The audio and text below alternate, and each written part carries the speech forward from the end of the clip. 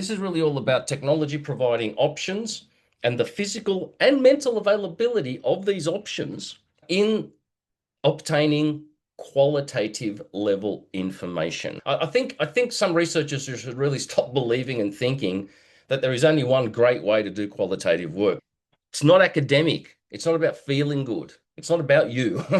It's about the information.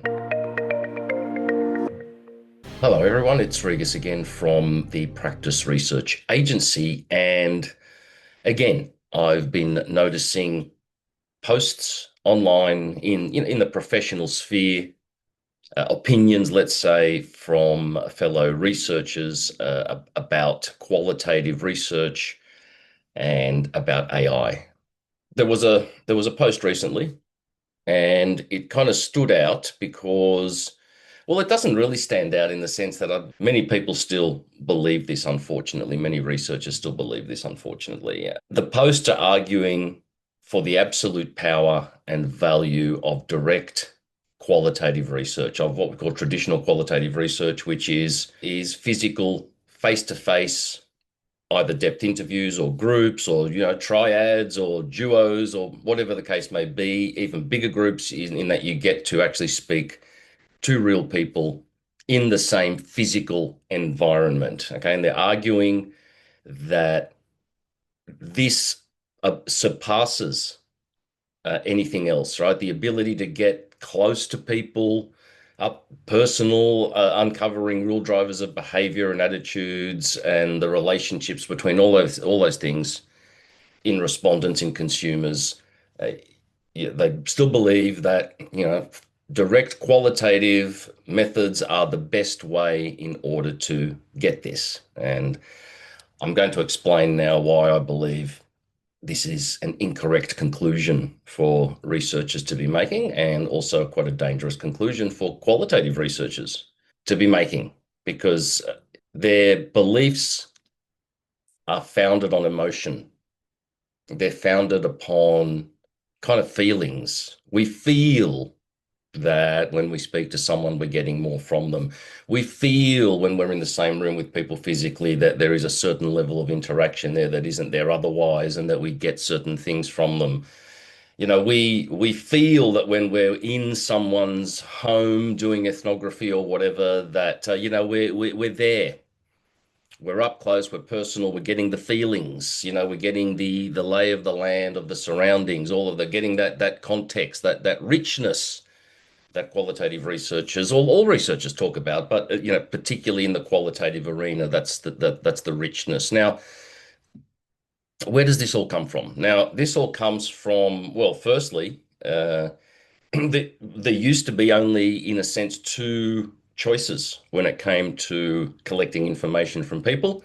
You could either recruit people and speak to them face to face, qualitative, or you could run a survey, even way before online, way before the internet. You design what we call paper and pen surveys. You print them out. Field workers would go door to door and administer these surveys, and they would also able to receive some open-ended responses there as well. But it was hardly ever classified or construed as being that useful or being anywhere near qualitative. But how things have changed, which we'll get to in a minute.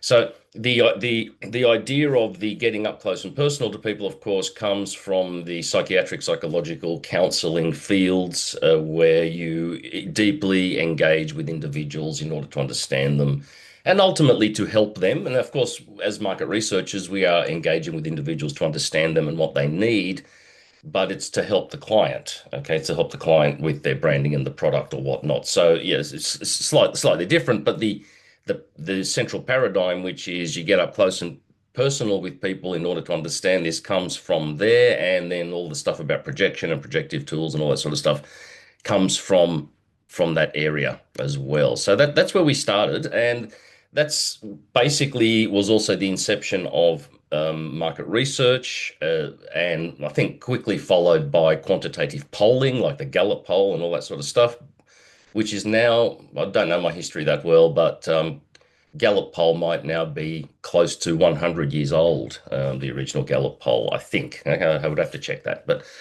if we look at qualitative research as a commercial activity done in earnest, It was after the Second World War. It was in about the kind of the late 40s into the mid 50s. Yes, yes, we're talking about the Mad Men era. But that's when qualitative research was also being conducted en masse, and it was, it was easier to do that back then than to actually run surveys because, of course, we know we didn't have they didn't have the computing power and convenience of what we have today that allows us to run these monstrous surveys with huge numbers of variables and sample sizes. That was very, very difficult back then. It was easier basically to do qual and cheaper to do qual. Again, how things have changed. And then, of course, in Australia, this all came into being in about the mid 1960s. Qualitative. I don't know about the history of quant in Australia. I'm assuming it just basically followed the history of computing and processing quant, I would imagine, because I've been a quant researcher for a long time, and that's basically how it's worked for me. But in Australia, it was about the mid 60s, and people like Hugh Mackay were, the I guess some of the early pioneers of qualitative work and the groups. And of course, Hugh became very well known, wrote some books, all that sort of stuff, became very well known as a qualitative researcher, copped some flack for it as well. I think a little unfairly, to be honest. The guy was never professing to predict anything or to, talk about everyone. He was reporting on, qualitative findings. Okay, so um, these were the choices. If we do go back to even 10 years ago, even less than 10 years ago, it was very commonplace for marketing organizations, for companies, if they had a question, had some burning questions about a brand, about something or other, it could have been actually it could have been about anything. They could have burning questions about anything. Often their first port of call, or what we call the first call, would be qualitative. And there would, of course, be preferred suppliers, or they pitch it out, whatever the case may be. That it would usually go to preferred suppliers, and it was people who were on first call in order to start investigating the issue that needed investigation, and that was qualitative. So it was nothing to send out an email or whatever to request. We actually would like to do 6 groups as quickly as possible on this topic, etc., etc. Right? Boom, boom, boom. And this happened time and time and time again. It was the first call. Of course, there'd be a lot of quantitative work going on as well, but it was, in a sense, easier and quicker. And up until recently, up until online fieldwork, even cheaper, simply just to convene that and get an understanding of what was going on. And often that was enough to answer the questions, even though that wasn't statistically rigorous, it would be enough to answer the questions.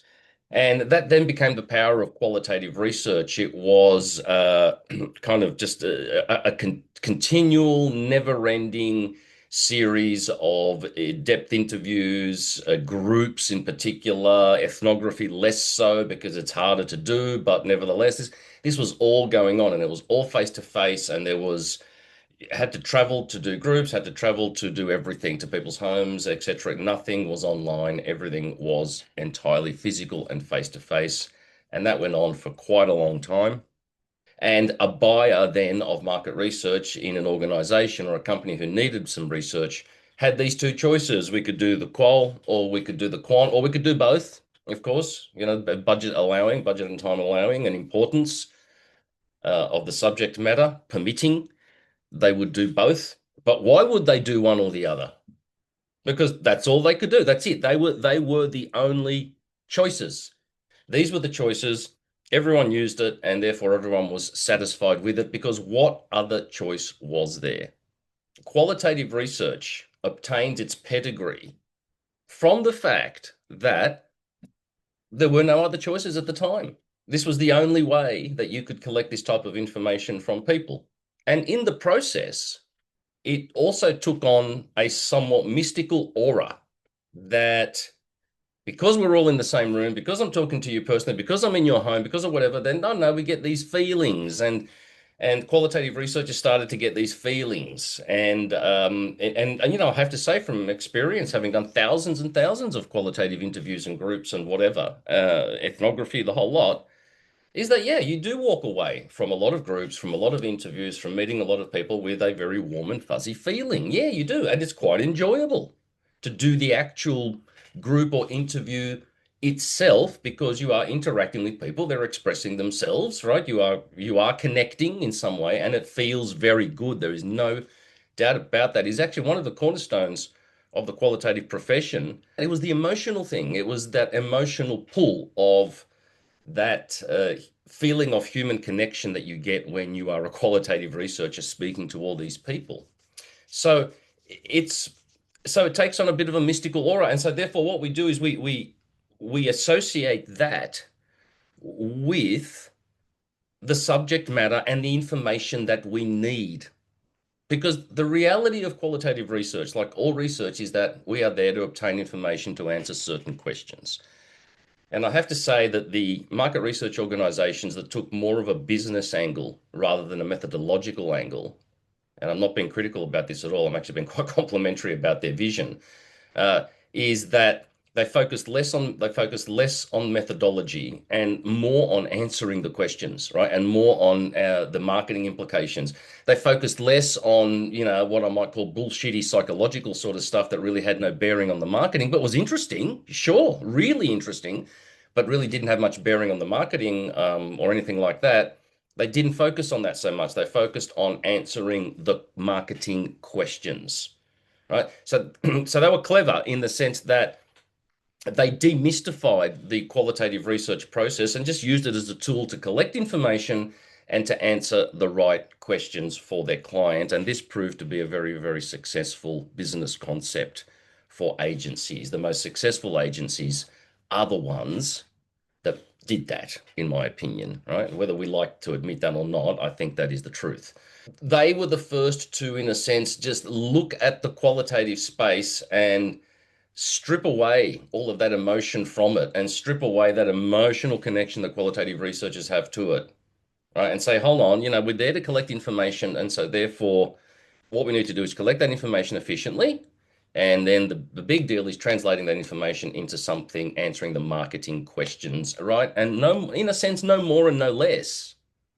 No, maybe a bit more. Maybe they get flowery and throw in some sociological stuff and some cultural stuff and some psychological stuff or whatever. But they were all little sprinkles. They were all little sprinkles there to entertain the researchers as much as for the client benefit. But everyone gets a little bit of an intellectual buzz from it as well. But that's what it was. It was a bit of an intellectual buzz and a bit of an emotional buzz to do the groups.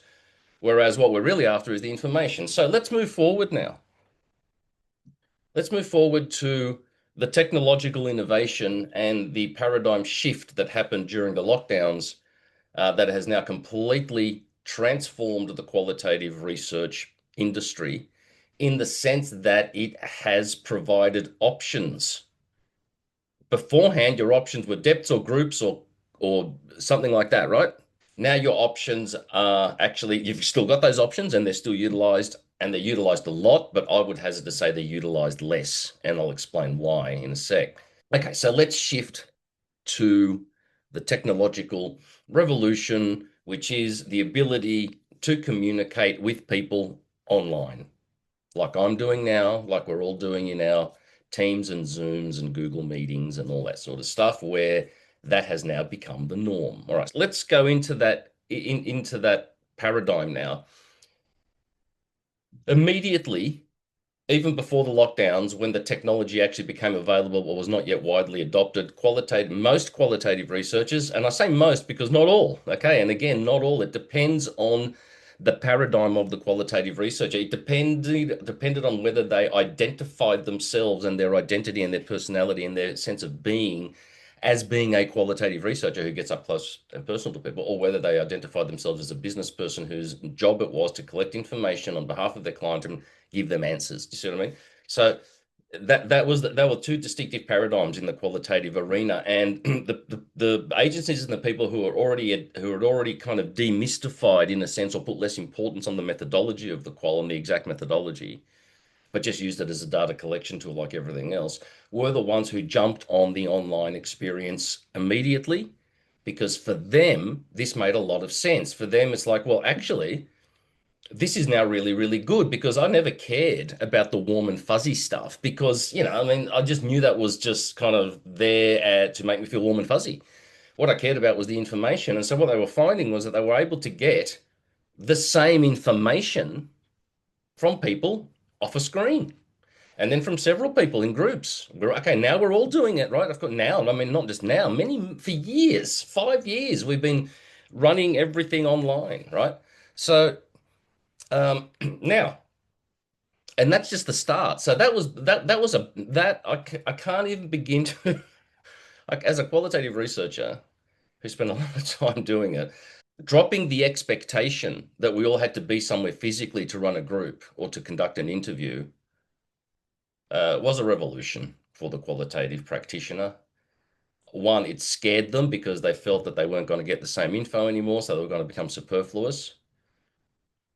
I got to say that that opinion is not exactly completely unfounded, which we'll also get to. But so there's a fear that, kind of, well, my presence as a person, as a, as a guru, as a great interviewer, as a whatever, is diminished now. I'm just on the screen like everybody else, which has a great normalizing effect. The ability to free oneself, and not just us, but also the respondent. The respondent didn't have to rush home from work to attend a focus group room until 8 p.m. and then get home and they're tired and they haven't eaten, all that sort of stuff, right? Nope. So even now for them, they could go home, they could attend to what they needed to attend to at home, they could even have some dinner. They might even have some dinner while they're doing the groups in the early days. But yeah, that's the point, right? You kind of it was better for them as well. So from a convenience standpoint, I mean, also think about the amount of travel that that minimized, the amount of cost that that minimized, the amount of time that that minimized, where you could now just literally walk to your computer and conduct the group there quite okay efficiently. And the market didn't implode in the sense that the insights market didn't suffer that much. Really, if at all. I don't think anyone ever noticed the difference. I think everyone started scratching their heads, wondering, well, we should have done this a bit earlier, maybe. But anyway, that's the way evolution works, right?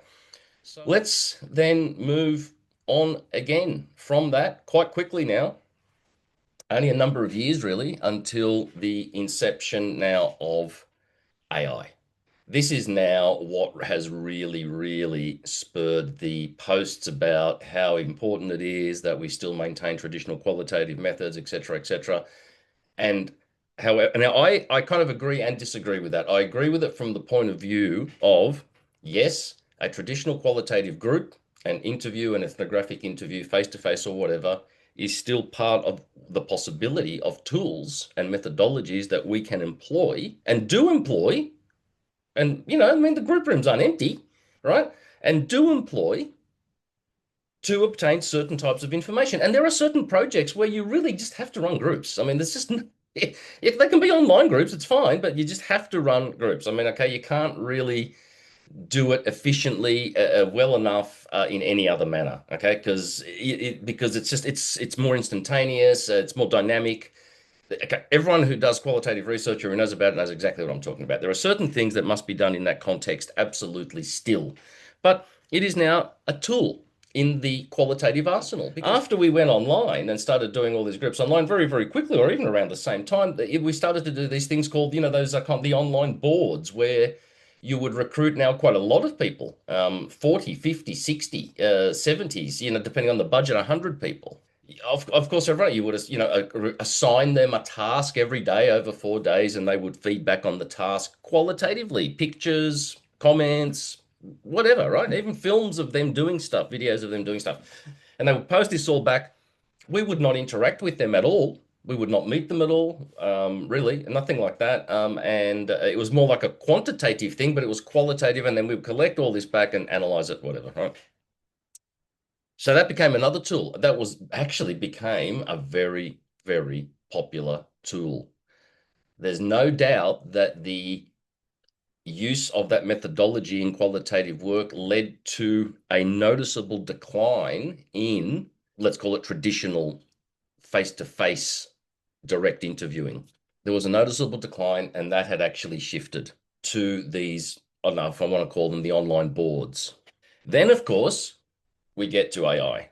AI is still in its infancy in relation to all of this stuff, right? In the sense that, okay, so let's just break down what the AI is actually is actually doing for qualitative researchers or for clients who need qualitative information. Okay, I'm not talking about numbers and metrics here. We're talking qualitative information. So clients who need qualitative information right, now have other tools at their disposal. So it's not just a question of ringing up a supplier or a researcher anymore.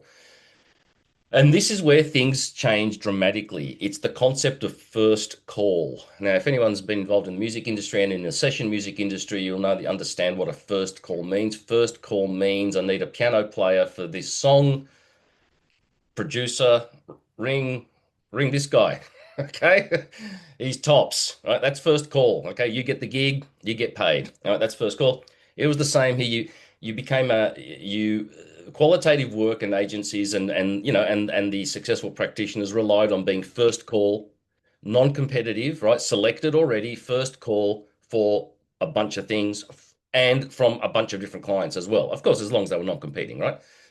That was a very powerful position to be in. That's where the success was in being in amongst that first call, right? So the issue is now is that if I could summarize it, AI is now the first call. It may not be the only call, but it is the first call at the moment. And when I say that, I say, well, if a client has an issue now, what they will more than likely do is think about whether they can actually achieve the data that they need, achieve the answers that they need through AI methodologies and inexpensive ones at that. Okay. Of course, synthetic data. Say what you will, and I have said stuff about synthetic data in another video. But so what? Doesn't really matter what I say or what anyone else says about synthetic data. And clients are not stupid. They know the limitations of synthetic data. Okay, that's not the point. The point is that it can be often their first call because the synthetic, okay, we all know roughly what synthetic data does, okay, but okay, so it kind of collates sort of a lot of known knowns and puts them together in a sort of clever way and assigns them to specific target audiences, which I find very stereotypical. But nevertheless, that doesn't matter. The client's just looking for some nuggets here, right? They're looking for some nuggets of insight. If they can find these nuggets of insight by paying a few $1,000s for synthetic data, then so be it.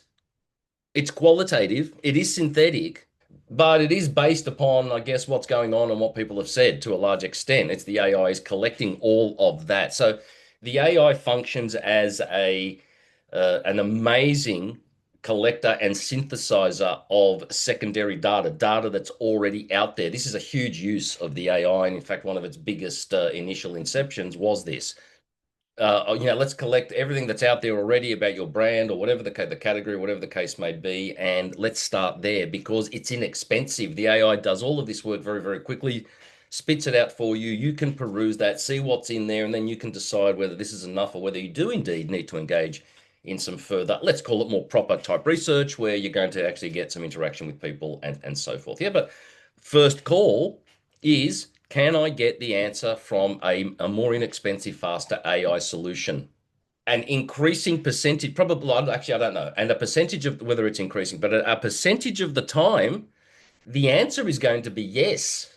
The answer is going to be yes, I can get the answer from this. I don't need to go any further at this stage, which means the email, the call is not made to the qualitative researcher. In fact, the next call might be to Quant because you've already collected some qualitative insights. Now you need to validate these. So therefore, any other money you've got, any more serious money you got to dedicate to research, might now go to Quant. You've received your first tranche of qualitative insights. Were they directly from respondents? No. Does it matter? I don't know. We'll see. It's going to be validated. Okay. Which now brings us to the next step of the qualitative choices, which is, of course, what I've been going on about for quite some time. And of course, is a lot of what we're doing now, the majority of what we're doing nowadays, which is what we have termed for our business qual-antive, right? The synthesis of qualitative and quantitative in the same mechanism. Okay, I'm not going to go on about that here, and we're not the only ones doing it. Other companies are calling it conversational AI. We're using a platform that other companies use as well, and there are other platforms around the world for this sort of stuff, and no doubt they will be increasing. So, and now this is now the next inception of choice for qualitative data. in the sense that you can now, and we do successfully insert, the avatars, the chatbots, specially designed inside the survey where they pop up every now and again and will ask a qualitative question. It could be to explain a quantitative answer. It could be a completely open-ended question about something. It could be anything like that. And this is the whole point. That facility allows you to be very open-ended about what you're asking, how you're asking it, how you probe, what you want to probe on, all of that sort of stuff, and can now and does now, not can, does now sit inside every single. I do not run a quant survey anymore without putting this in there, because why would you? It's an opportune time to collect qualitative information inside the survey, and that's what we're doing. And that actually has major ramifications now for the qualitative research industry, because you can see it adds now another layer of choice.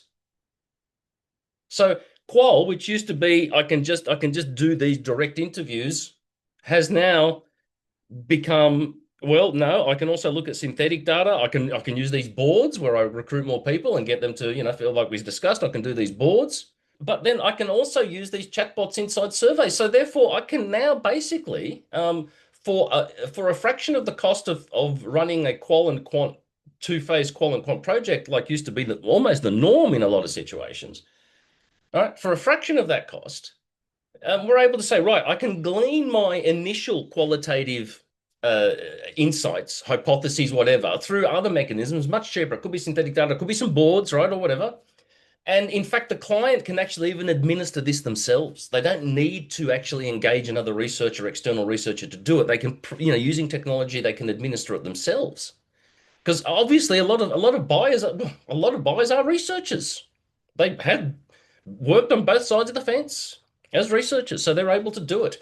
So they can, and okay, and then okay, if they want something a bit more sophisticated, takes a bit more time and effort or whatever, then they might go out and say, okay, look, I need a quant survey now, but we can put these qual chatbots in there as well. So not only can we start to validate the qual insights that we got through other mechanisms other than talking to people, but we can go even further by using these chatbots to actually get people to expand and elaborate more specifically about more specific things inside that survey as well. Okay, so suddenly clients have got all of these choices, and it's unlikely that the first choice is going to be, let's just run six groups about this. Now, it depends. It depends on the client, depends on the category. Like everything, it depends on the topic. But what I'm saying here is that there used to be no choice. So all the money was siphoned into the qualitative arena and the qualitative industry in the traditional sense. Now there are a bunch of choices, which means the money is being and the budgets are being siphoned into various different streams, of which that direct stream is only one. And so therefore occupies a smaller part of the qualitative space. That is scary for a lot of people. It has affected a bunch of people. There's no doubt about that. But it is the truth, and it's didn't just happen yesterday. Like what I've described to you has been a progression. We've got all of these tools. Now, let's go to the next tool. Now, this is taking the idea of the conversational AI, which is the chatbots inside the surveys.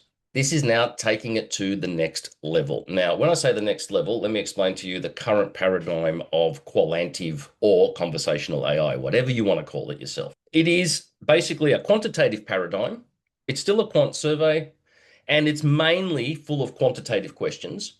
And then there are a maximum handful of qualitative, quite direct, specific qualitative questions inside that survey. So it's quant with the insertion of the qualitative avatars. So far, that those platforms do not have the ability to run an entire qualitative conversation. So this is changing rapidly. This is the next inception of the conversational AI that is being tested right now, which means it will be launched very soon, is the ability to shift the paradigm of conversational AI so it becomes the dominant force inside the survey, not the secondary data source. It becomes the dominant data source inside the survey, which means that the qualitative conversations inside the survey dominate the survey. There are quant questions, but they do not dominate the survey. The survey is dominated by the qualitative conversations, but it's still got to sit within the confines of a large sample of 15 minutes and so forth. So you have to devise it so that you're going to have a series of short, probed conversations with the AI about the subject matter. This is a pretty big deal because it means that we can get even more qualitative insight, even more qualitative information using that methodology than we can now. And we can even be much cleverer and deeper about it. We are already successfully using projective tools inside these surveys, qualitative projective tools with qualifications on them, just like we would in qual interviews. We're successfully doing it already. This next inception will allow us to take that to the next level and start to conduct a quasi, albeit mini, right? Our quasi mini qualitative conversation using AI with hundreds of respondents very quickly, getting all the information back. And then the platform also has advanced its analytical capacity in the sense that you can pick and choose certain parts of the conversations or the topics in which to put together to analyze, to understand, to summarize. And even when there aren't that many quant questions, it's quantitative because of the scale, because you're speaking to hundreds of people. So therefore, your responses are all quantified constantly. Everything is quantified, but it's qualitative in nature. So I'm going to end this by now. Let me make a very bold prediction about what the qualitative researcher practitioner will look like in the very near future. Well versed in both qualitative and quantitative methods, right? Understand them very well. So, basically a researcher with experience understands all this stuff very, very well, but has an open enough mind to be able to employ all of these skills within that new technology. They will then also need to learn the technology to a certain extent so that they can program the AI to act more as a qualitative researcher. So he's probe on this, don't probe on that, introduce this topic if it's not introduced spontaneously, etc., right? So you can actually get in there, the qualitative researcher, and start to program the way that it interacts with everybody. That is quite groundbreaking because you are then programming your own AI qualitative assistant. So the qualitative researcher in the future is programming a qualitative assistant inside a quantitative sort of scope to collect a lot of qualitative information. They don't speak to anyone directly. They don't travel anywhere to conduct any qualitative work. Rather, they are using AI as a qualitative assistant to obtain vast amounts of qualitative information, and then also asking it to help analyze that kind of information. We're already doing it. Qualitative research methods, traditional ones, will always exist because there will always be the need for direct interaction on quite a large number of topics. I can think of several already that, you would have to do that. However, again, it is going to be yet one of the tools in an ever-increasing array of options on how to get qualitative information. So instead of it being the catch-all for all qual, it's going to be the catch-all for some qual needs. It's already happened. And then the rest of the tools are going to capture other qual needs, as we've discussed, right?